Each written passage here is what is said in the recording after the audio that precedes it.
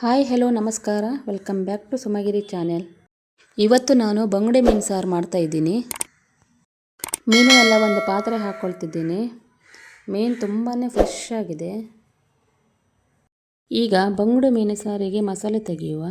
15 ಕೆಂಪು ಮೆಣಸು, 1 ಕಾಯಿ, 3 ಚಮಚ ಕೊತ್ತಂಬರಿ, 2 ಚಮಚ ಕಾಳು ಮೆಣಸು, ಅರಿಶಿಣ ಸ್ವಲ್ಪ, 1 ಈರುಳ್ಳಿ, 1 ಗಡ್ಡೆ ಬೆಳ್ಳುಳ್ಳಿ, ಸ್ವಲ್ಪ ಹುಣಸೆ ಹುಳಿ.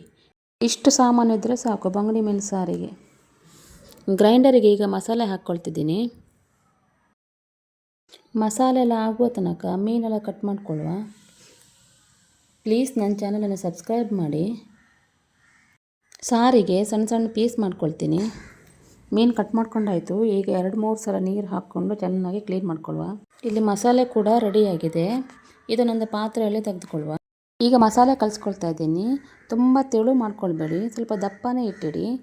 ಇದಕ್ಕೆ ಕಟ್ ಮಾಡ್ಕೊಂಡಿರುವ ಹಸಿಮೆಣಸು, ಈರುಳ್ಳಿ ಮತ್ತು ಶುಂಠಿನ ಹಾಕ್ಕೊಳ್ಳುವ. ಸ್ವಲ್ಪ ಉಪ್ಪನ್ನು ಹಾಕ್ಕೊಳ್ತಾ ಇದ್ದೀನಿ. ಮಸಾಲೆಗೆ ಚೆನ್ನಾಗಿ ಕುದಿ ಬರಲಿ. ಪ್ಲೀಸ್ ನನ್ನ ಈ ವಿಡಿಯೋನ ಲೈಕ್ ಮಾಡಿ, ಕಮೆಂಟ್ ಮಾಡಿ ಹಾಗೂ ಶೇರ್ ಮಾಡಿ. ಈಗ ಮಸಾಲೆಗೆ ಒಳ್ಳೆ ಕುದಿ ಬಂದಿದೆ. ಕಟ್ ಮಾಡ್ಕೊಂಡಿರೋ ಮೀನನ್ನು ಹಾಕ್ಕೊಳ್ತಾ ಇದ್ದೀನಿ. ಮೀನು ಹಾಕಿದ ಮೇಲೆ ಒಂದೊಳ್ಳೆ ಕುದಿ ಬಂದ ನಂತರ ಸಿಮ್ಮಲ್ಲಿಟ್ಟು ಇದನ್ನು ಬೇಯಿಸ್ಕೊಳ್ಳುವ. ಈಗ ಇದಾಗಿದೆ. ಇದನ್ನು ನಾನು ಕೆಳಗಿಡ್ತೀನಿ. ಮಣ್ಣಿನ ಪಾತ್ರೆ ವಿಶೇಷ ನೋಡಿ, ಕೆಳಗಿಟ್ಟ ನಂತರನೂ ಕುದೀತಾನೇ ಇರುತ್ತೆ. ರುಚಿಯಾದ ಬಂಗುಡೆ ಮೀನು ಸಾರು ರೆಡಿಯಾಗಿದೆ.